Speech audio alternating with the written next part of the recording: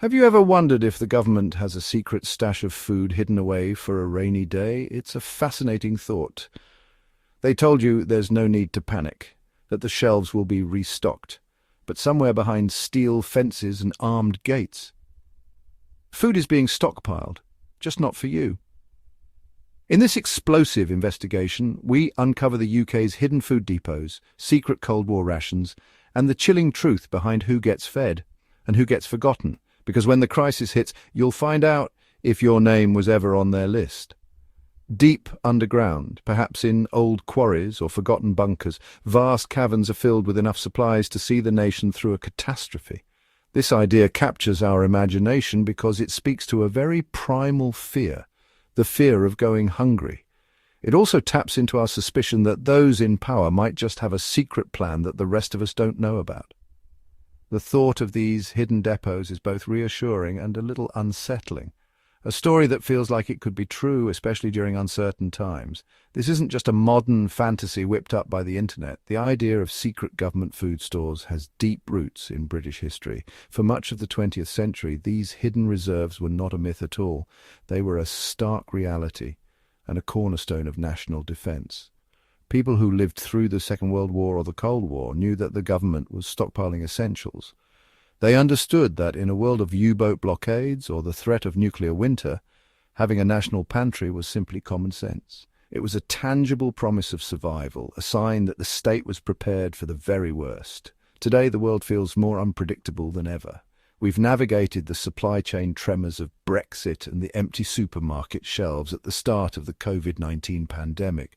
These recent events have brought the old questions bubbling back to the surface.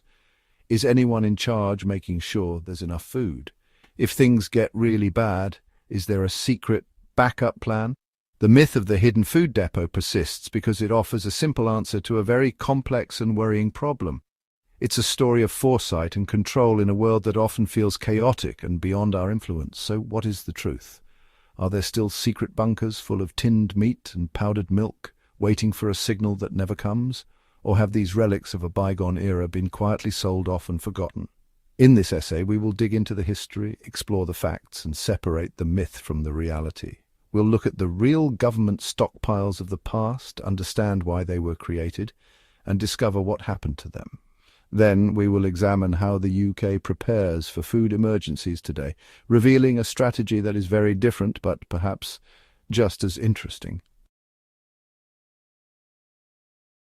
The story of Britain's secret food depots really begins with the Second World War. As an island nation, Britain was dangerously dependent on imported food. In 1939, over half of the country's food came in by ship, making it incredibly vulnerable to attack. The German Navy knew this. Their U-boats aimed to starve Britain into submission by sinking the merchant ships that formed its lifeline. The government, remembering the food shortages of the First World War, had to act decisively. They created the Ministry of Food, a hugely powerful department tasked with managing the nation's entire food supply from the farm to the fork.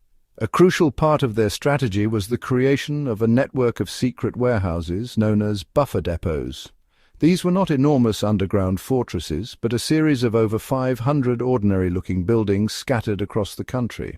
They were deliberately placed away from major cities and ports, which were likely targets for bombing raids. You might have driven past one without ever knowing its secret purpose. An old mill, a disused factory, or a large country house could be requisitioned and quietly filled with essential supplies. This network was designed to ensure that even if ports were destroyed and cities isolated, every region would have access to a local emergency food reserve. After the war ended, you might think these depots would have been emptied and forgotten. But a new threat emerged, the Cold War.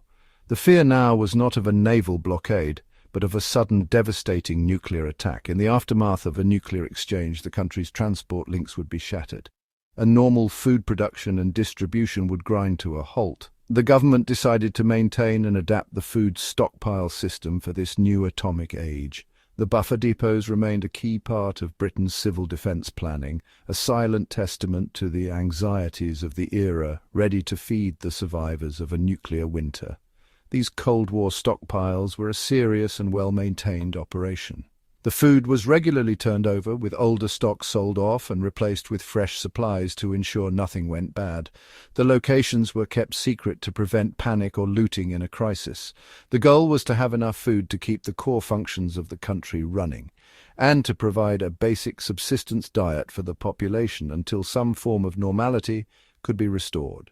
For nearly half a century, this hidden network of food depots stood as a silent guardian, a practical measure against the unthinkable, woven into the very fabric of Britain's national security strategy.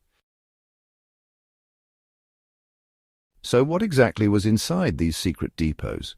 The contents were chosen for very practical reasons: longevity, nutritional value, and ease of distribution. The government wasn't storing gourmet meals or fresh fruit and vegetables. They were stockpiling basic, non-perishable commodities that could sustain a population through a prolonged crisis. Think of it as the ultimate emergency pantry. The shelves were laden with vast quantities of flour, sugar, and cooking fats like lard and margarine. These are the fundamental building blocks of a simple diet, providing essential calories and energy when little else is available. Alongside these basics were huge stocks of tinned goods.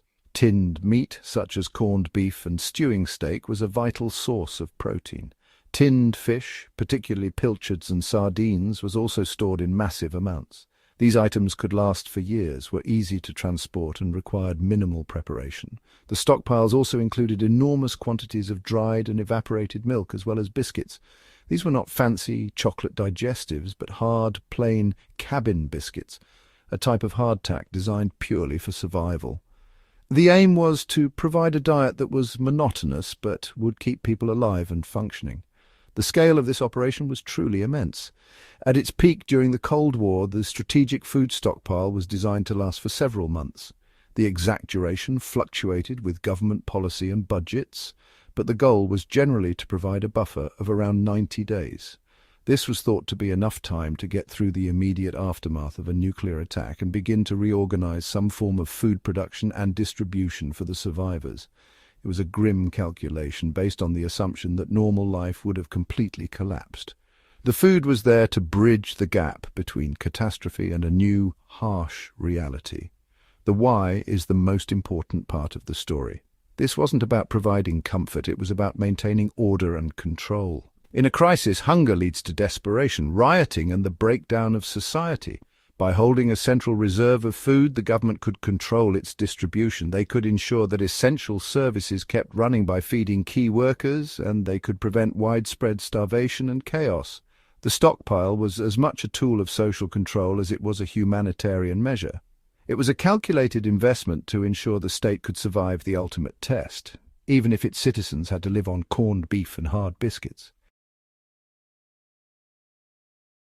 The strategic food stockpile, which had been a constant feature of British defence policy for half a century, did not last forever. Its end came quite suddenly with the collapse of the Berlin Wall in 1989 and the subsequent dissolution of the Soviet Union. The Cold War, the very reason for the stockpile's existence in its later form, was over. The threat of a massive surprise nuclear attack that would obliterate the country's infrastructure seemed to vanish almost overnight. As the peace dividend was being calculated, expensive and seemingly redundant civil defence programmes came under intense scrutiny. The government of the day, led by Prime Minister John Major, concluded that the vast centralised food stockpile was an anachronism. It was a relic of a bygone era, designed for a type of war that was no longer considered a realistic threat. Maintaining hundreds of depots, rotating the stock, and paying for security and administration was a significant and ongoing expense. In the New World Order of the early 1990s, it was seen as an unnecessary drain on the public purse. The decision was made to dismantle the entire system. The era of the secret government larder was officially drawing to a close. The process of selling off the stockpile began in the early 1990s and was completed by about 1996. It was a massive undertaking. The vast quantities of flour, sugar, fats and tinned goods were sold off on the open market, often to food manufacturers and wholesalers. The depots themselves, the secret warehouses and requisition buildings that had been hidden from public view for decades, were also sold. Many were returned to their original owners or bought by private companies, becoming distribution centres, industrial units, or simply falling into disuse. Britain's secret pantry was emptied and its doors were shut for good. This decision marked a fundamental shift in how the UK thought about food security. The responsibility was moved away from direct government control and placed squarely onto the private sector. The new philosophy was that modern just-in-time supply chains operated by the big supermarkets and food companies were more efficient and resilient than any state-run system. These commercial networks were seen as being capable of responding to disruptions far more flexibly than a static, centralized stockpile. The government's role changed from being a storekeeper to being a coordinator, ready to work with the industry in a crisis rather than hoarding supplies itself. With the old buffer depots gone, how does the UK handle food supply risks today? The world has changed, and so have the threats. We no longer plan for a nuclear winter, but for different kinds of disruption. The run-up to Brexit provided the first major test of this new approach. There were widespread fears that a no-deal departure from the European Union could lead to gridlock at ports like Dover, causing severe delays to fresh food imports. This wasn't about a total collapse, but a sudden and sharp shock to the complex international supply chains we now rely on. In response, the government didn't reopen secret bunkers. Instead, it worked closely with the food industry, the supermarkets, suppliers, and haulage companies. The strategy was based on information sharing, contingency planning, and identifying potential bottlenecks. Food retailers were encouraged to increase their stocks in their own commercial warehouses and to seek alternative supply routes from outside the EU. The government's role was to facilitate this, for example, by chartering extra ferries and easing regulations. It was a partnership, a collaboration between the state and private enterprise, a far cry from the top-down control of the Cold War era. The COVID-19 pandemic in 2020 provided an even starker test. The initial wave of panic buying stripped supermarket shelves bare, creating a visual drama that stoked public anxiety.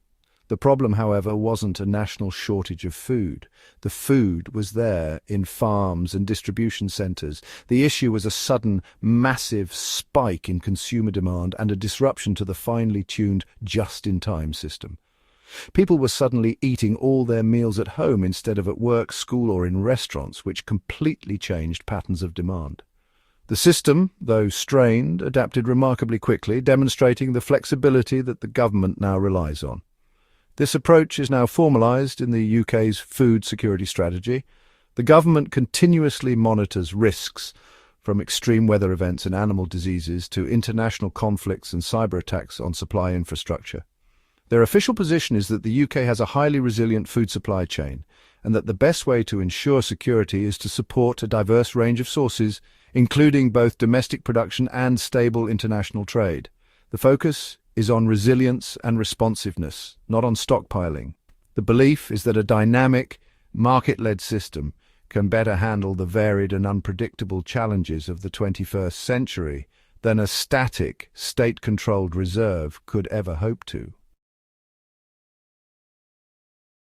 Even with a resilient supply chain, a severe crisis could still lead to temporary shortages. If food did become scarce, who would be at the front of the queue? The modern plan is very different from the idea of every citizen getting a ration book, as happened during the Second World War.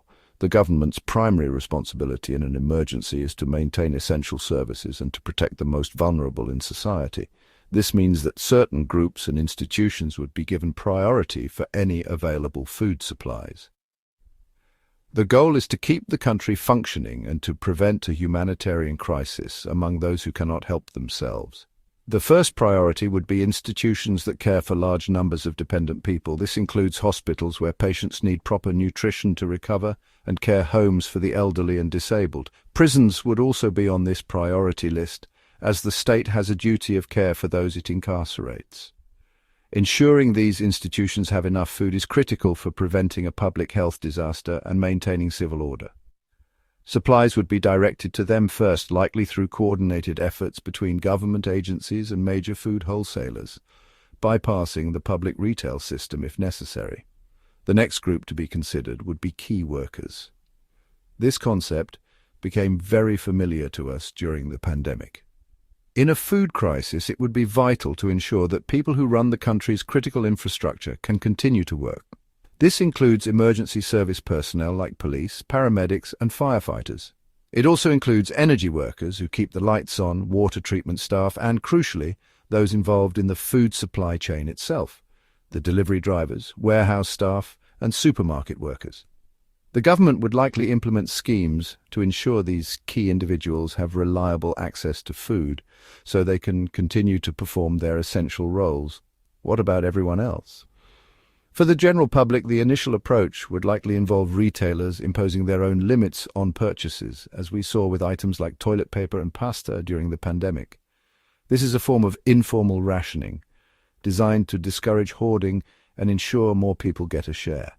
If a crisis became truly severe and prolonged, the government does retain legal powers under the Civil Contingencies Act 2004 to introduce formal rationing. However, this would be an absolute last resort. The entire modern strategy is designed to avoid this scenario by relying on the flexibility of the commercial market and focusing support on the most critical areas first. Given that the government no longer holds a central food stockpile for the public, what is the official advice for ordinary families? The message has shifted from state provision to personal responsibility. For decades, the government has encouraged a degree of self-sufficiency through its ready-for-anything campaigns. This advice isn't about preparing for the apocalypse, but about having the resilience to cope with short-term disruptions which are becoming more common. This could be anything from a localized flood or a power cut to a wider supply chain issue that leaves supermarket shelves a little thin for a few days. The core recommendation is simple and sensible. Keep a small emergency store of food and water at home. The official advice typically suggests having enough to last for at least 3 days. This isn't about hoarding, but about having a modest buffer that can see you through a brief period of interruption without needing to make a panicked trip to the shops. The food you store should be non-perishable, things that you would normally eat anyway and that don't require cooking or refrigeration. This includes tinned goods, dried fruit, crackers, and cereal bars. It's about practicality, not paranoia. This advice extends beyond just food. The ready-for-anything guidance also recommends having a small emergency kit prepared. This could include a wind-up torch and radio, a first aid kit, any essential medication, and perhaps a spare charged power bank for your mobile phone. The idea is to be prepared for a situation where the power might be out and you might need to stay at home for a few days. It's about building household resilience, reducing the immediate pressure on emergency services, and giving your family peace of mind. It's a modern, citizen-focused version of the old civil defense mentality. This approach reflects the fundamental change in how we view emergencies. In the past, the state saw its role as providing for a passive population in a major national catastrophe. Today, the model is a partnership. The government and emergency services focus on managing the large-scale crisis, while citizens are encouraged to take simple, proportionate steps to look after themselves during minor or short-term disruptions. Having a few extra tins in the cupboard and a torch in the drawer is seen as a civic responsibility, a small contribution to national resilience that helps the whole system work more smoothly when it comes under strain. Despite the official account that the national food stockpiles were closed down in the 1990s, a persistent belief remains that they still exist in secret. This is where we enter the realm of conspiracy theories. These theories often suggest that the government is lying and that deep underground, in vast hidden bunkers, there are enormous stores of food and supplies. These reserves, the story goes, are not for the general public, but are reserved exclusively for the political elite, the military and the super-rich to see them through a societal collapse, while the rest of the population is left to fend for itself. This belief is fueled by a deep-seated distrust of authority. For some, the idea that the government would simply sell off its entire emergency food supply seems naive or even irresponsible. They find it easier to believe that the official story is a cover-up. The secrecy that surrounded the original buffer depots during the Cold War adds to the mystique. Because their locations were once classified, It's easy to imagine that some were never decommissioned and remain active, hidden from public records and satellite maps. Every grainy photo of a mysterious ventilation shaft in a remote hillside can become proof of a secret underground complex. The internet and social media have acted as a powerful amplifier for these theories. Online forums and video platforms are filled with self-proclaimed urban explorers and researchers who piece together scraps of information, old maps, declassified documents, and local rumors to build a case for the existence of these secret bunkers. They create compelling narratives that tap into our fears about the future and our suspicions about a them and us society. In a world of complex problems, the idea of a secret elite survival plan is a simple, powerful, and emotionally resonant story that is easy to share and hard to disprove definitively. Ultimately, belief in hidden food bunkers is about more than just food. It's a metaphor for a wider feeling of powerlessness and inequality. The theory suggests that not only are there secret plans, but that we, the ordinary people, are deliberately excluded from them. It reflects a fear that in a real crisis, the social contract would be broken, and the elite would save themselves while sacrificing everyone else. While the historical evidence shows the stockpiles were closed, the myth endures because it speaks to these deeper anxieties about who has power, who is telling the truth, and who would really be looked after when things fall apart. So, after digging through the history and exploring the modern context, what is the reality of Britain's secret food depots?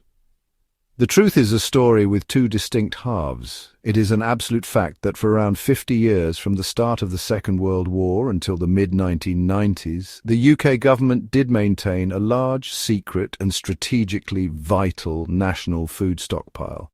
These buffer depots were real. They were scattered across the country in unassuming locations and were filled with basic commodities designed to see the nation through a catastrophic war. This part of the story is not a myth. It's a documented part of our history. However, it is also a fact that this system was dismantled. Following the end of the Cold War, the strategic stockpile was deemed obsolete and too expensive to maintain. Between 1991 and 1996, the food was sold off and the depots were closed and sold. The official government position, supported by all available evidence, is that no such national, state-controlled food reserve exists today. The conspiracy theories about elite bunkers filled with food, while compelling, are not supported by credible evidence. The reality is that the UK's approach to food security has fundamentally changed. Today, the UK's food security rests not on hidden warehouses, but on the resilience and complexity of the global just-in-time commercial supply chain. The government's role has shifted from being a storekeeper to being a risk manager and a facilitator, working in partnership with the food industry to handle disruptions. As we saw during Brexit and the pandemic, this system can be strained, and it can look fragile when supermarket shelves go empty. However, it has also proven to be flexible and remarkably quick to adapt. The focus now is on keeping this complex commercial system running, not on replacing it with a state-controlled one. For the individual, the message is one of personal preparedness.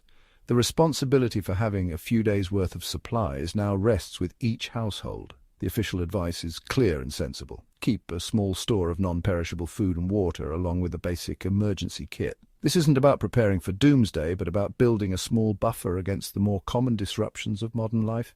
Understanding this reality that the secret depots are a thing of the past and that modern resilience is a shared responsibility is the key to separating the fascinating history from the fictional myth and to being practically prepared for the future. They've made their plans behind closed doors, behind concrete bunkers. They've prepared, but not for you. So the question isn't if help is coming. The question is, will it come in time? We don't prep out of fear. We prep because we refuse to leave our family's fate in the hands of someone else's plan.